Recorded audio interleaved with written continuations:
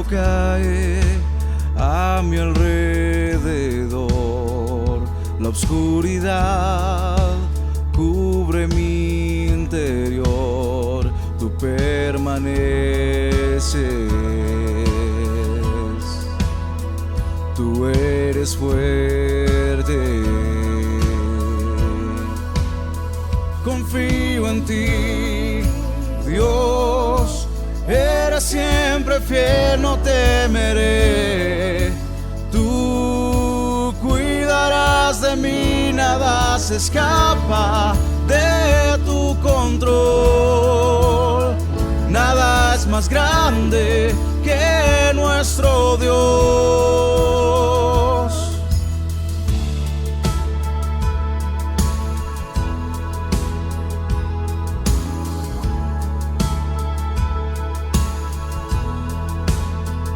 Si ruge el mar para hundir tu voz y tempestad calla mi canción, tú permaneces, tú eres fuerte, oh, confío en ti, Dios, eres siempre fiel, no temeré, tú cuidarás de mí, nada se escapa de tu control. Nada es más grande que nuestro Dios. Confío en ti, Dios, eres siempre fiel, no temeré. Tú cuidarás de mí, nada se escapa de tu control. Nada es más grande que nuestro Dios.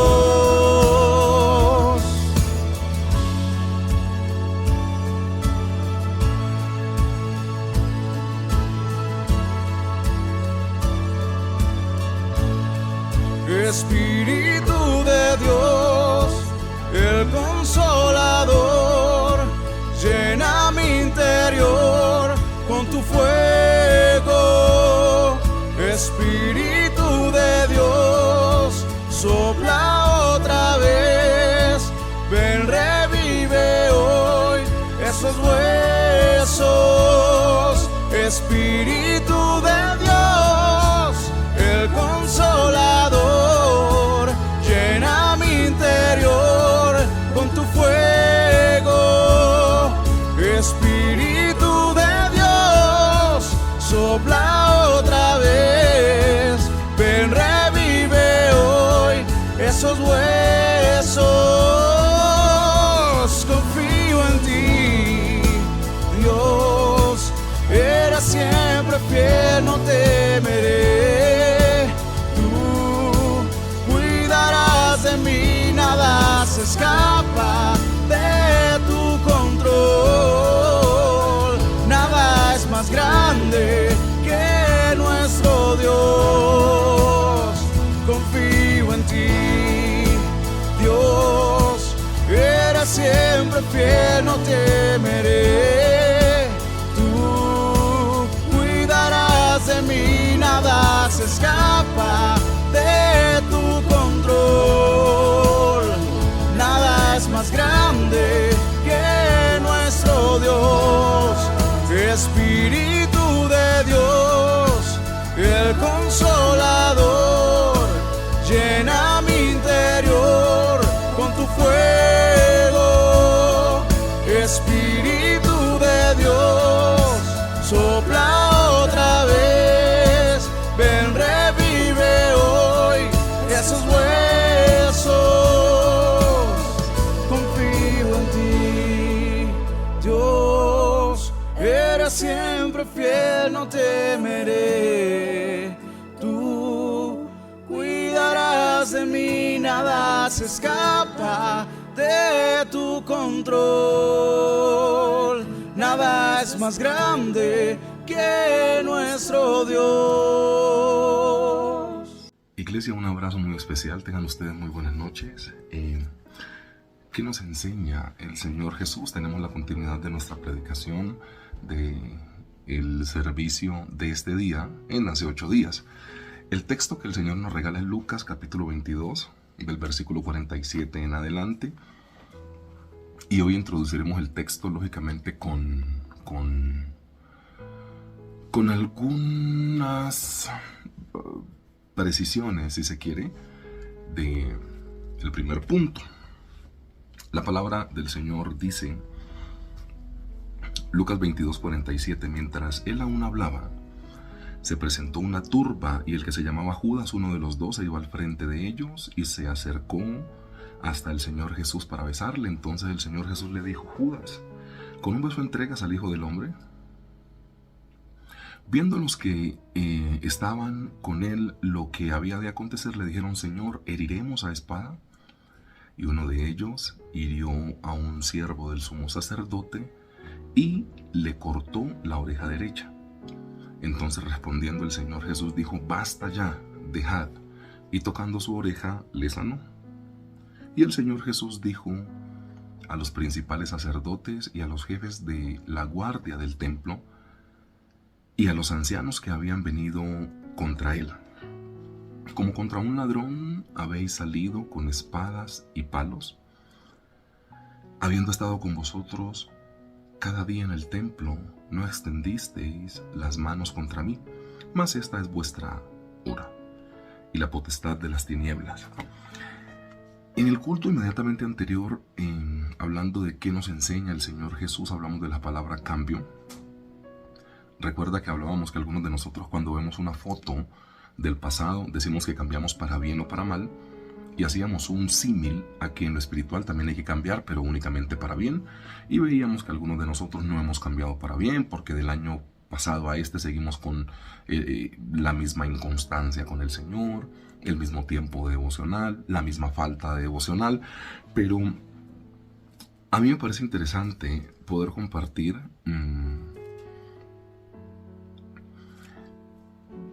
referente al personaje de Judas Iscariote. Judas Iscariote es una persona que, como muchos de nosotros, la mayoría o el 100% si se quiere, es llamado al Señor con algunas debilidades. O sea, Dios nos llama a gente perfecta porque el que está sano no necesita médicos. Dios te llama por gracia y te pone a servir por gracia. Entonces Judas, y esto lo hago a forma de introducción, es la típica persona que el problema de él radicó en nunca cerrarle la puerta al pecado como tenía que hacerlo. O sea, cuando el Señor Jesús llama a Judas, Judas tiene una condición. Y Judas empezó a caminar con el Señor Jesús, pero nunca le cerró la puerta abierta que le tenía al enemigo. Entonces Judas es la típica persona que, como a muchos en algún punto de nuestra vida nos ha pasado, le servimos al Señor con puertas abiertas a lo que no debe ser. Judas representa literalmente a la persona que Dios llama con defectos, pero como tiene gracia, siempre se apoya en esa gracia para no cambiar sus defectos. Pero el no entender la gracia de Dios literalmente te lleva a la desgracia, porque no todo el tiempo vas a pasarte gracia. O sea, al principio Dios te llama y hasta te usa así. Y a todos nos ha pasado. Y yo creo que en un punto de nuestra vida todos estamos en ello, ¿sabes? O sea, el perro sigue volviendo a su vómito. Te das cuenta que después de 5 años volvés a pecar y pecas en lo mismo que te habías equivocado hace 5 años y que creías tener resuelto.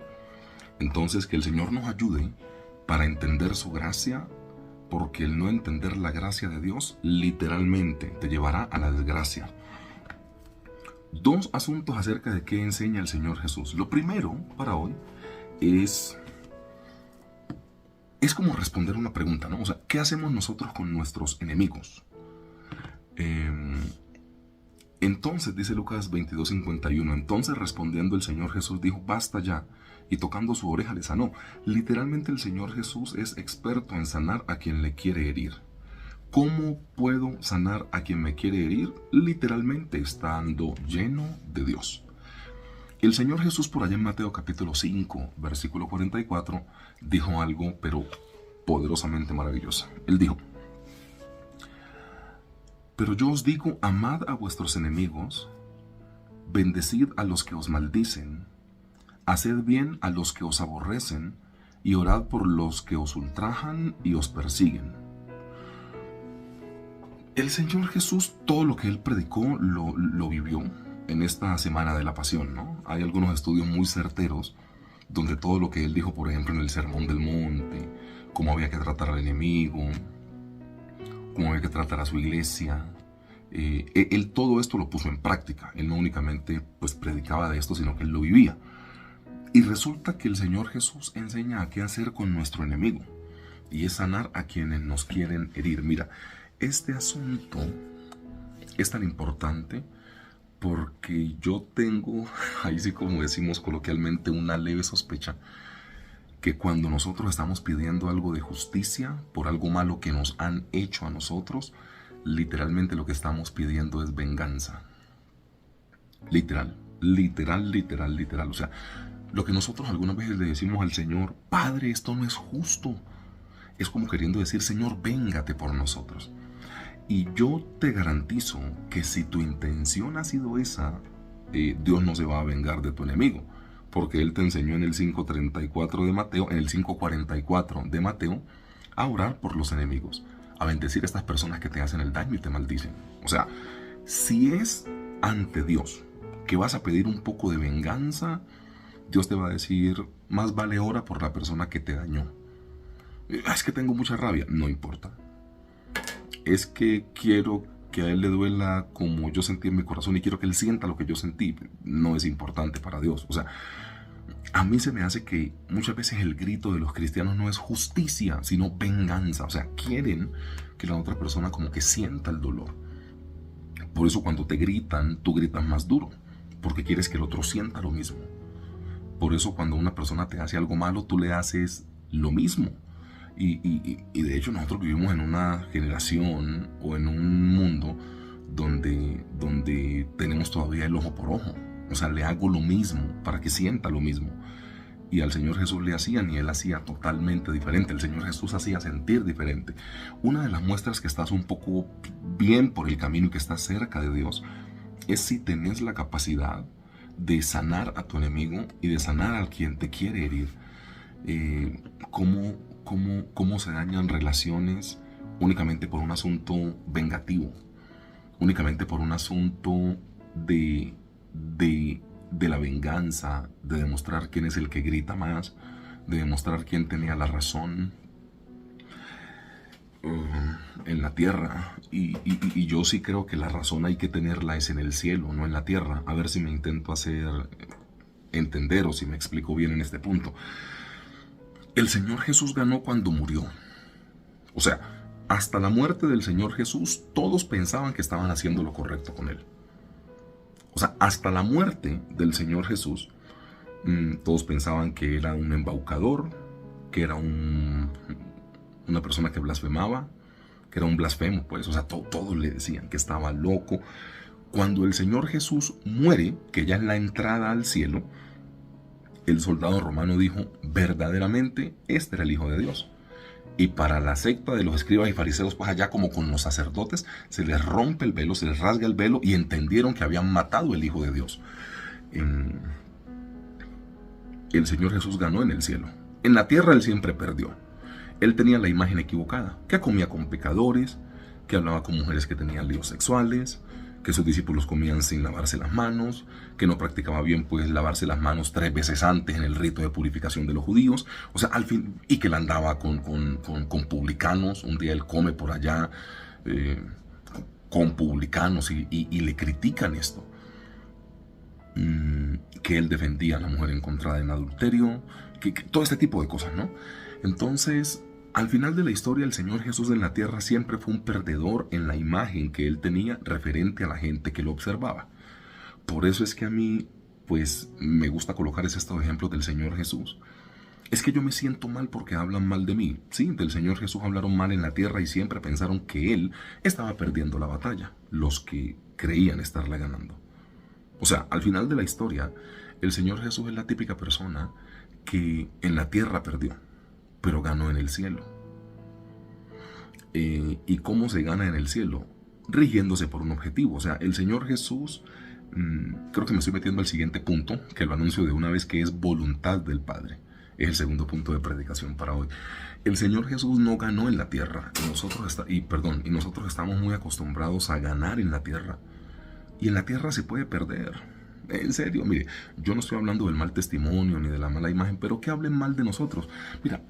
Mira, del Señor Jesús se dijo cualquier tipo de barbaridad. O sea, es más, cuando lo vieron tan exitoso echando fuera demonios, le dijeron por el mismo Belcebú, o por el mismo diablo, o por el demonio, es que, o sea, le dijeron como que tú tienes un pacto con el diablo, por eso es que puedes sacar demonios y hacer como trucos de magia acá en la tierra. Una cosa así, pero espantosa. Y él siempre perdió esas batallas, ¿no? Algunas veces explicaba y les confrontaba, pero al final la imagen que él tuvo fue muy negativa en la tierra. O sea, el Señor Jesús en la tierra fue un perdedor.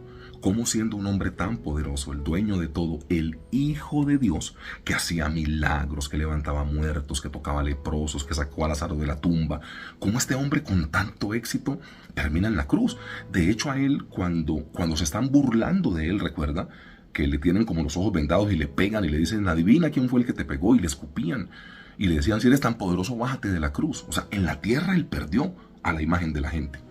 Pero cuando él muere, nos damos cuenta que el Señor Jesús ganó donde tenía que haber ganado, que fue el cielo.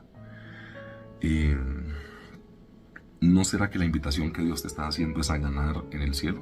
¿Qué importa si la gente cree que ganó? Mira, yo te cuento una historia que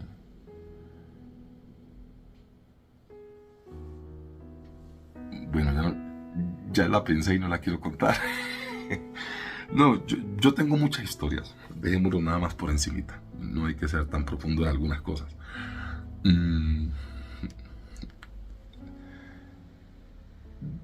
Yo tengo muchos ejemplos donde en la tierra a mí me ha tocado perder. A mí me ha tocado perder. O al inicio de algo me ha tocado perder. Y después la gente se da cuenta que no. Que ellos tenían un punto de vista de pronto equivocado referente a mí, por ejemplo. Y Dios pone todo en su lugar. Pero es como dejando que Dios lo ponga. Hablando de este punto de sanar a quien te quiere herir, el Señor Jesús nunca clamó por justicia particularmente. Dios hizo lo que tenía que hacer con él por un camino regido que tenía literalmente para el Señor Jesús. O sea, el Señor Jesús no tuvo necesidad de tomar venganza y en la tierra fue un perdedor. Yo recuerdo, o sea, estos caminos de Poncio y Herodes, ¿no? Dime algo para sacarte de esto. O sea, yo te veo inocente. La gente te acusa. Dice que tú eres esto, que tú eres esto, que tú eres esto, que tú eres esto. Él se quedó callado porque a él no le interesaba ganar en la tierra. El día que nosotros entendamos como iglesia que nosotros tenemos que ganar es en el cielo y no en la tierra, el asunto funciona diferente. Casi siempre, por no decir el 100% de las veces, en esto de amar al enemigo y de sanarlo, cuando el cristiano gana en la tierra, perdió en el cielo. O sea, cuando el cristiano ganó aquí en la tierra es porque está violando un principio del cielo. Pero te lo puedo asegurar. O sea, porque es que eso trabaja en antítesis o por antónimo. Si una persona pierde como el Señor Jesús en la imagen aquí en la tierra, se gana el cielo. Tercer día, diestra del Padre y se acaba la discusión. Ganó en el cielo, fue un perdedor en la tierra. Pero si usted y yo terminamos ganando en la tierra, con lo que se mueve acá en la tierra, es porque probablemente estamos deshonrando a Dios en el cielo. O sea, si tu sed de venganza, de satisfacción, de que a esa persona que te hirió también le fue mal y tú te sientes bien aquí en la tierra, estás siendo orgulloso, perdiste en el cielo. Cuidado con esos triunfos, ¿no? ¿Y cómo somos nosotros de buenos para poder meterle versículo a una venganza personal? Y a mí me da mucha risa. O sea, cuando un cristiano quiere justificar cualquier patraña y cualquier cosa mal hecha aquí en la tierra, mete un versiculito bíblico. O sea, cuando al enemigo le va mal, ¡ja! Yo sabía, pastor, eso Dios no se queda con nada, pastor.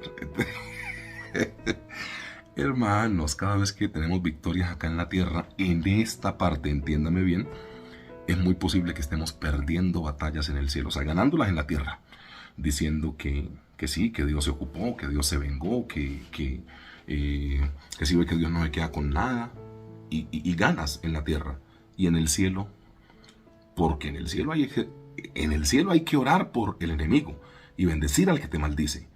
En el cielo hay que llevar la carga a 2 millas, hay que poner la otra mejilla. O sea, esas son las victorias de cielo. Y para tener victorias en el cielo, tenés que aquí en la tierra ser hasta humillado, según lo que dice el Señor. Entonces mira que esta manera de amar al enemigo Dios la tenía muy clara. Y el Señor Jesús reconoció y entendió su manera de batallar, que no era ganando conversaciones y pleitos aquí en la tierra. A mí me encanta cuando los ateos me enfrentan. Esa historia sí la puedo contar. Yo soy muy feliz porque yo hace rato entendí que son batallas que yo no debo ganar acá en la tierra. O sea, que un ateo piense que me ganó en la conversación o en la discusión y que yo no pude demostrarle que Dios existía, que se vaya con esa idea para su casa. Yo aquí no tengo necesidad de ganar victorias. Y estoy aplicando un principio bíblico del cielo. Gano en el cielo en cuanto dependa de vosotros. Tratad de estar en paz con todos. ¿Ya? O sea, no es ni avergonzarme ni no defender mi fe. Yo tengo absolutamente claro por qué creo en Dios. Pero cuando una persona viene a pelearme en la tierra, que se vaya victorioso en la tierra él. Yo soy un perdedor en la tierra. Y siempre que usted pierda un poco más en la tierra, es porque está ganando más en el cielo. Lo primero es eso. ¿Qué hacer con tu enemigo? Y literalmente tiene que ver con sanar a quien te quiso herir o a quien te quiere herir. Y lo segundo es la voluntad del Padre. Lucas 22:53, habiendo estado con vosotros cada día en el templo, no extendisteis las manos contra mí, mas esta es vuestra hora y la potestad de las tinieblas. Nuestro Señor no dejó de reconocer que Dios estaba en medio de la dificultad, y eso tiene que ver con la voluntad del Padre. Lo que pasa es que nosotros somos expertos en que cuando todo anda bien, glorificamos al Señor. Cuando todo anda mal, nosotros buscamos la solución para que todo esté bien. Me explico. Cuando todo en tu vida te sale bien, ahí queda súper fácil decir que estamos caminando en la voluntad del Señor, que el Señor es fiel, que estamos siguiendo su propósito. Pero cuando las cosas andan mal, nosotros hacemos cualquier tipo de mecanismo y realizamos acciones para que todo parezca estar bien, porque no hemos querido entender como iglesia que en el desastre también está el Señor. Siendo netamente bíblicos, antes de la tierra prometida tiene que haber un problema, y ese problema se llama desierto. Y nosotros siempre que estamos en el desierto intentamos salirnos rápido de él o modificarlo o hacerlo parecer bonito. Y la tierra prometida no tiene que ver con un estado previo de excelencia. La tierra prometida tiene que ver, los grandes milagros de Dios tienen que ver con un estado de enfermedad, de escasez.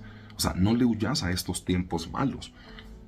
Porque la voluntad del Padre tiene que ver con eso, con dejarle a Dios hacer su trabajo en medio de la dificultad. De resto, no tiene ningún tipo de sentido. Es que la voluntad del Señor no es lo que siempre te han enseñado. Uno cree que la voluntad del Señor siempre es indolora, que la voluntad del Señor es sin traumatismos. Uno siempre cree que la voluntad del Señor, por el texto malinterpretado que dice que es buena, agradable y perfecta, es porque todo va a estar bien. O sea, ahí no están hablando de eso en ese versículo, empezando por ahí. Pero siempre que nosotros estamos entendiendo la voluntad del Padre, nosotros siempre entendemos que nos va a ir bien en la voluntad del Padre. Y la voluntad del Padre tiene que ver con este riesgo que David tuvo que irse a enfrentar a Goliat. Ahí hay voluntad del Padre. ¿Sí me entiendes? Que Gedeón tuvo que meterse de noche a espiar el campamento, colocando su vida en riesgo. Ahí hay voluntad del Padre. Que el Señor Jesús fuera a la cruz experimentando dolor. Ahí está la voluntad del Padre. Que Daniel fuera echado al foso de los leones. Ahí está la voluntad del Padre. Pero no son pasos fáciles, son pasos difíciles. Sino que siempre que estamos pensando en la voluntad del Señor, estamos pensando en el pro y no en la contra. Y siempre que la voluntad del Señor se expresa, tiene que ver con un tiempo de dificultad. Entonces, la voluntad del Padre es lo que el Señor Jesús expresa. Esta es vuestra hora. O sea, yo sabía que esto iba a pasar. La voluntad del Padre. El Señor Jesucristo no deja de reconocer que papá está con él en medio de la dificultad. Y tuvo su crisis. Y a mí me encanta esto de los personajes bíblicos y más del Señor Jesús. Él en una parte siente tanto el pecado y siente tanto la culpa que dice, ¿por qué me has abandonado en la cruz? Y después dijo, no, venga, corrijamos el tema. tú siempre estás en mi mano, en tus manos, encomiendo mi espíritu. Y habiendo dicho esto, expiró, ya. ¿Te diste cuenta? Tuvo su momento de crisis como de pronto te ha pasado, de creer de que Dios te abandonó, de que Dios no está, de que vos sos muy bueno para que te pasen cosas malas y este tipo de cosas.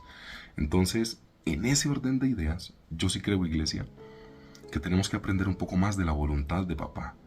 La voluntad de papá no significa que siempre te vaya a ir bien. La voluntad del papá incluso demuestra, bíblicamente hablando, que te va a ir pésimo en la voluntad de Dios.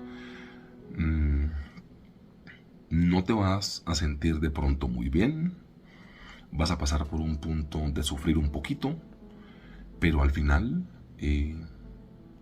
todo se pone en su lugar. Reitero el mismo ejemplo, verdaderamente, este era el Hijo de Dios, ya. Como todo tenía que estar, en el lugar que todo tenía que estar desde un principio. Él no tuvo necesidad de batallar en la tierra. El Señor Jesús no batallaba en la tierra, antes le sirvió a la gente. Porque Él entendía que la voluntad del Padre no estaba en ganar victorias aquí en la tierra.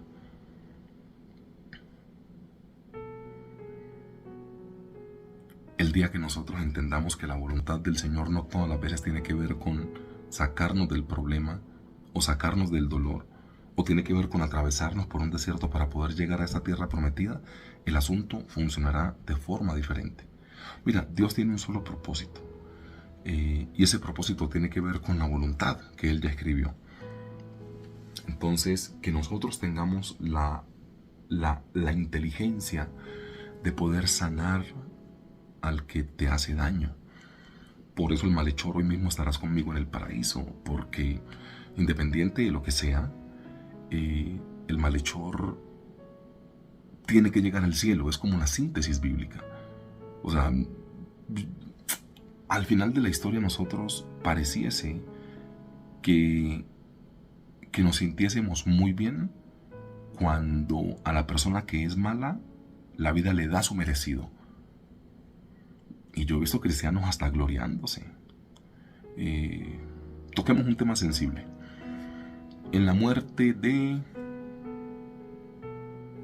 un guerrillero, en la muerte de una persona que haya colocado una bomba en un centro comercial, pues algunas veces, como son personas que han hecho tanto daño, nosotros ganamos la victoria en la tierra y decimos, sí, ve, lo mataron, uy, Dios mío, es que había hecho mucho daño, y como esa sed de venganza es alimentada. Ok, pensemos bíblicamente. Independiente de que una persona haya sido mala y haya hecho daño, ¿no es mejor que esa alma se vaya para el cielo y no para el infierno? O sea, en otras palabras, ¿no es mejor que no quedes tan contento o tan contenta por lo que pasó con un violador de niños, con un guerrillero, con una persona que hizo mucho daño, con un político que robó mucha plata, con unas cosas así? ¿No es mejor que no quedes tan contento, pero que al final esa alma se vaya para el cielo? O sea, nosotros tenemos la doctrina totalmente cambiada y ahí nos toca parecernos más al Señor Jesús. O sea, al final, cuando al malo le va mal, nosotros nos alegramos. Pero cuando al malo le va mal y lo matan haciendo algo malo, probablemente se va para el infierno. Pero cuando ese malo tiene la posibilidad de llegar al cielo, nosotros como que nos sentimos mal. Y decimos, hombre, pero este sinvergüenza, todo lo malo que hizo, ¿y se va que para el cielo? No, hermano. O sea, como que esa sed de venganza te ayuda a decir pero ¿por qué no paga por su culpa? Hoy mismo estarás conmigo en el paraíso. Mira, la iglesia tiene un gran trabajo y es parecerse un poco más al Señor Jesús. No pague con la misma moneda, que eso es muy burdo, eso es muy bajo. No grite más que el otro, que eso lo hace ver mal. No se anime y no se sienta bien cuando a su enemigo o al que le lastimó le va mal. Eso es diabólico. Usted, así su corazón quede un poco más acongojado, pero que esa persona progrese, que el que lo dañó progrese. Bendiga a la persona que es su enemiga, al quien habló mal. Es Biblia, ¿no? Lo que dice el Señor Jesús. Oren por sus enemigos, o sea, que a esa gente le vaya bien. El Señor Jesús dijo a sus enemigos que les vaya bien. O sea, ore para que a la persona que le hizo daño a usted le vaya bien. Eso es lo que intenta decir Mateo 5:44. Y usted con su sed de venganza todavía. Vea, iglesia, esto se trata de sanar a quien te hirió y de meternos en la voluntad del Señor, entendiendo que la voluntad del Señor no tiene que ver siempre con que no te duela. tiene que ver con que te duela, pero que al final se acomode todo en su lugar. Oramos. Papá, gracias Padre Santo, Eterno de la Gloria, por el milagro de estar vivo, Señor. El entender tu palabra es de lo mejor que le puede pasar al ser humano. Gracias por tu principio bíblico, entendido desde la introducción del día de hoy, que Judas fue una persona que fue llamado en pecado, pero nunca le quiso cerrar la puerta al enemigo y abusó de la gracia, aún llegando a desgracia. Gracias por hacernos entender, Padre Celestial, que la voluntad tuya en el segundo punto de predicación de hoy tiene que ver de pronto con un poco de dolor para nosotros, pero con que las almas sigan llegando al cielo. Y este asunto, Padre Celestial, de poder orar por la persona que es nuestra enemiga y desear que le vaya bien, es lo mejor. No hipócritamente, no de dientes hacia afuera, es poder desear de manera fehaciente y de corazón que a la persona que nos hirió le vaya absolutamente bien. Ponemos delante de ti lo que nosotros somos, en el nombre glorioso de Cristo Jesús. Amén y amén. Iglesia, Dios les bendiga mucho. Gracias por ayudarnos a orar. Gracias por todas las personas, siento decirle esto, por todas las personas que en la parte financiera nos han ayudado mucho en este momento de tanta necesidad en la iglesia. Ustedes saben de qué estamos hablando, para poder pagar el templo y el lugar que Dios nos regaló. Gracias a todas las personas que han estado pendientes con el tema. Dios les bendiga muchísimo, muchísimo, muchísimo. Abrazo fraterno. Bendiciones.